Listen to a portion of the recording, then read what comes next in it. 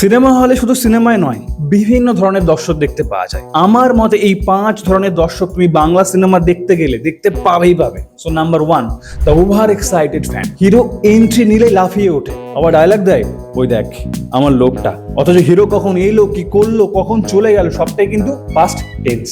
Number 2, the reviewer uncle. Cinema দেখতে আসে না, সিনেমা বিচার করতে আসে। সিনেমা শুরু হতে না হতেই এইখানে সিনটা একটু ভালো হতে পারতো, টাইট হতে পারতো, মশলা কম, ভাবো।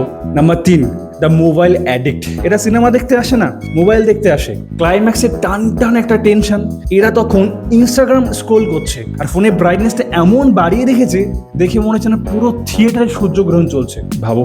নাম্বার 4, দ্য পপকর্ন কিলার।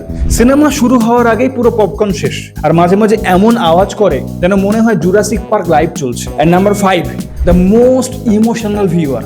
সিনেমার মধ্যে ডুবে যায়, চুপচাপ চোখ মোছে। এদের দেখে মনে হয় বাংলা সিনেমা তাহলে এখনো হৃদয় ভাঙতে পারে। এবার বলো, তুমি এই 5 ক্যাটাগরির মধ্যে কোন ক্যাটাগরিতে পড়ো? কমেন্ট করে লিখে জানাও, এবং ভিডিওটি ভালো লাগলে একটি লাইক, কমেন্ট এবং অবশ্যই সাবস্ক্রাইব করো।